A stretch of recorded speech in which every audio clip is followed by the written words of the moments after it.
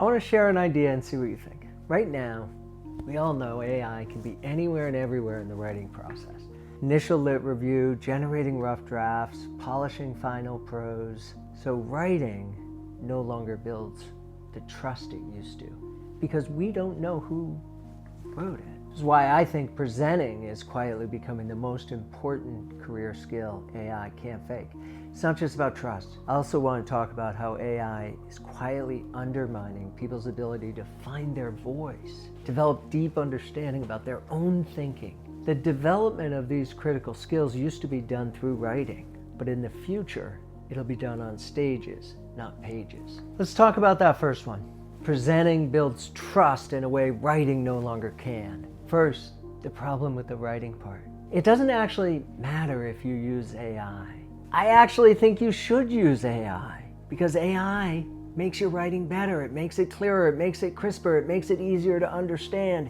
It makes your research more accessible. But it also means that we can't trust it as a measure of your expertise. And that's where presenting's different. We can trust what we can see.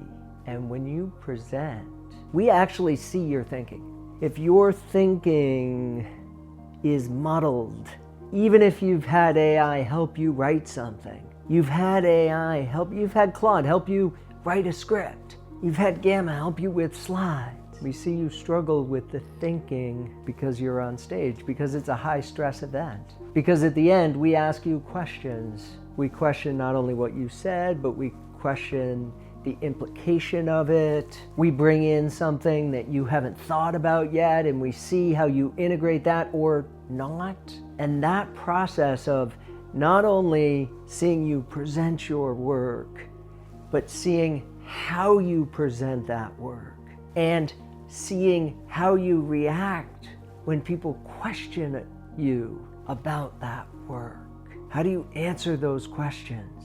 All that happens on stage when you present. We see it. You can't fake it. I've seen people try and fake this. I've seen people try and have AI. I've seen people actually have AI write their scripts, and it doesn't work.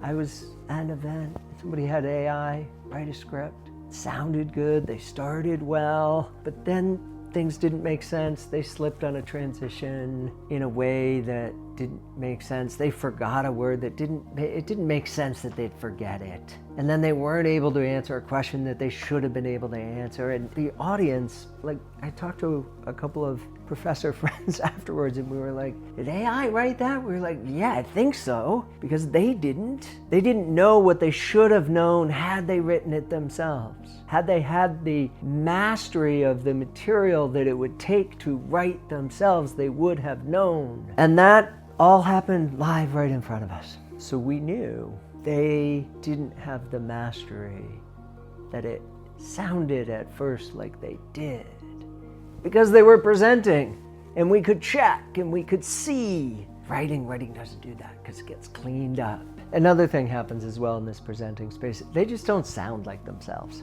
There's some sort of disconnect that we have this like sixth spidey sense. We can tell some of that fumbling, some of that stumbling, or some of their word choices. It's not their voice. It's not how they normally talk. Maybe it's because we know them beforehand. Maybe it's because we know them afterwards, but they don't have a clear voice. They have someone else's voice, and we sense that. Again, because we sense that, trust is built through authenticity. And if we sense that what we're hearing isn't from the person who's speaking it, but it came from somewhere else, then we don't trust it. And presenting exposes that. So this brings us actually to the second thing I wanted to talk about, which is this idea of voice and developing voice. It's critically important for early career researchers, right? It's critically important that you start to develop your own voice. Like, what words do you naturally gravitate towards using? What metaphors are you comfortable with? What stories can you tell that when you tell them, it feels right that you're telling them? It feels comfortable that you're telling them. And it feels comfortable in the way that you're telling them, that the words that you choose, the sentence structures that you use. These are all very personal. And what's happening as AI is being layered into the writing process, everywhere from drafting to producing, but even if it's just editing, is things are being shifted. AI doesn't know how you write. AI doesn't know your voice unless you've programmed an AI agent with thousands of pages, or at least hundreds of pages of text that was written by you without AI. Then you could teach AI your voice, but even that may not work because AI is programmed to sound like other people sound. Well, really what it sounds like is how AI thinks you would sound better. So AI is massaging your voice into what AI thinks is a better version of your voice. But by doing that, it's no longer your voice. And if you don't give it a lot of raw material in the beginning, then it never was your voice. And then you don't find your voice. You don't know what you sound like when you write because you're not writing. And again, this isn't to say that we shouldn't be using AI to help with writing, to help make writing more clear, but it's just, there's a cost to it. So you need to find other ways to find your voice. I'm simply suggesting presenting is that other way. When you're presenting, there's no AI agent in your ear. It's not like you're on TV and you got someone speaking in your ear. No, there's no AI, at least for now, there's no AI agent in your ear helping you. So you're struggling through and you're choosing the words live in real time and you're choosing the stories live in real time. And that process, either in a prepared presentation or in the practice leading up to the presentation or in the Q&A after the presentation, that's helping you find your voice. And finding your voice is critically important. If you want to be confident on stage, you need to have found your voice. You're not going to be confident being someone else's voice on stage. If you want career doors to open, you need to find your voice, not someone else's, not what AI thinks your voice should be, but your own. We don't hire people because they sound like everyone else. We hire people because they sound authentic, because they sound like themselves, because they've developed a voice and we like that voice. We like that way of thinking. We like how they think about things. We like what they know. We think what they know will be helpful for us. They have real mastery over their ideas and the way they think about things. And that brings us to the third piece of this puzzle. The third piece of this puzzle is this mastery of ideas. And this mastery of ideas, when AI is generating the ideas or massaging the ideas before those ideas get shared with other people. So we write quietly and then we have AI help us and then we share. But now there's a filter between our ideas and what we're sharing. And that filter is shifting our thinking, obscuring our thinking. So then when we get feedback on that, we're not actually getting feedback on our thinking, we're getting feedback on AI's version of our thinking. We need feedback on our own thinking. One of my favorite quotes, E.M. Forster. How do I know what I think until I see what I say? Think about that for a second. How do I know what I think until I see what I say? That's writing, right? We can write down and then we can see it. But when we have this intermediary of AI massaging our writing as we write it down, before we even look at it, before we share it, then we no longer see what we're thinking. We see the intersection between our thinking and AI, and AI has this uncanny ability to sound pretty good. It makes things sound better and it sounds confident. But a lot of times our thinking is hesitant, our thinking isn't there yet. But then we look at it and we're like, oh, that sounds good, I must believe that. But do we? Do you? When you present, this doesn't happen. When you present, you're not pre-filtering those ideas, you're putting them out there. How you're thinking about this, if somebody asks you a question, how you're thinking about that is there. It's coming out, there's no filter. And because there's no filter, we can explore it and we can think about it, we can see it, we can get better at it. And the process of talking about our work and hearing people respond to us talking about it, unfiltered, that process builds a mastery that I worry we're shortcutting because we get help there now. That process is being shortcutted. I guess one option is to not use AI in the writing process, but it feels like that ship sailed, right? And it's useful. The writing is more clear. The thinking behind the writing hasn't become clearer necessarily because the person who did that thinking isn't doing the massaging, isn't rethinking, it's getting edited. And that's the part that I worry. That's the part that I think, okay, so how do I know what I think until I see what I say, but I no longer see what I say, so how will I ever know what I think? Presenting will always be able to reveal what you think because it's done live in real time. It's your thoughts spoken aloud. And as we go through that process of working on building a presentation, sharing drafts of that presentation with others, getting feedback on that presentation. And when I say drafts, I don't mean written drafts.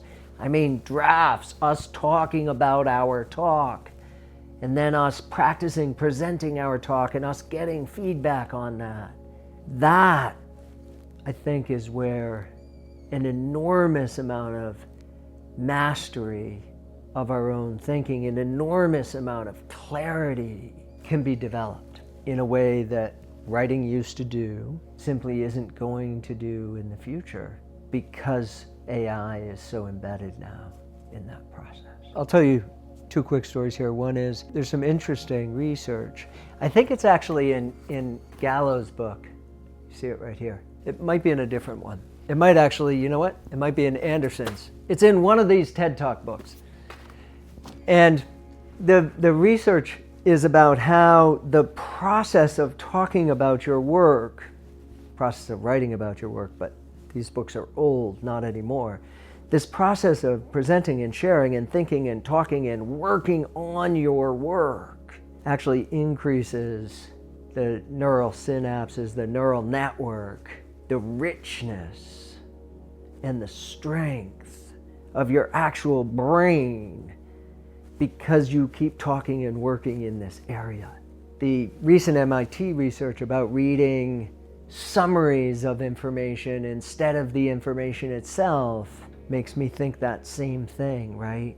If we read summaries of information, AI summaries of information, there's some research coming out of MIT that our brain doesn't activate to the same degree as when we read it. When we read the whole thing, we have to then process it and make sense of it and simplify it and figure out a shorter, clearer version of it. When AI does that work for us, our brain doesn't do that work. When we do that work, when our brain does that work, and this was the interesting part from that study, is like, I don't know, a day or a week or a month later, it was a time lapse later, the memory for that, radically different. The memory for when AI did the summary, gone. The memory from when the person did the summary themselves, still there, still rich. Makes total sense, right? Because they worked with it. So when we present, we have to go through this process. And going through that process, actually presenting it and having people give us feedback and having people question it and answering those questions, that does that work. I know it does, not just because of the research, because I hear it over and over and over and over again from people that I work with on everything from longer 10, 15, 20-minute research talks to things as short as a 3-minute thesis. And one of the things I always hear is, I know my work so much better now. I understand my work so much better now. Not just I can explain it better, but I actually understand it better. This is what people say to me over and over again when they go through this process of putting together a presentation. They come to learn their own work better because they went through the work of figuring out how to talk about it and getting feedback and answering questions and trying again when something didn't work or when something didn't sound right to them. Presenting does that for us. It's a heavy lift. Presenting is a heavy lift, but that's why it's powerful. That's why it's important. Writing used to be a heavy lift, not so heavy anymore. And that's nice. Makes it easier. It's nice when things aren't a heavy lift, but it also means some of the work that we were doing while we were writing isn't necessarily getting done anymore.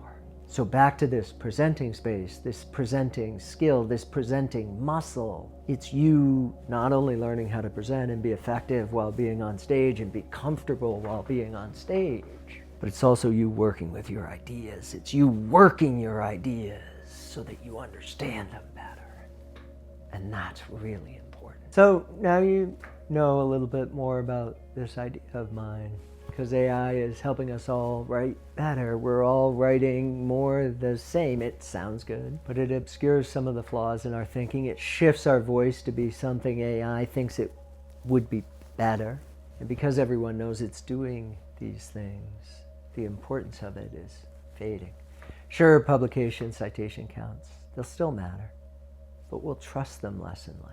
Trust will be built on stage where it's just you and the audience and your thoughts and your voice and your clarity, if you can manage to get there. And for those that do, doors will keep opening again and again. So if you believe like me, presenting is becoming a more and more critical skill, but you're not sure how to get better at it, follow the link, check the digital platform I'm building, because my mission is to help you become speakers others wish they were.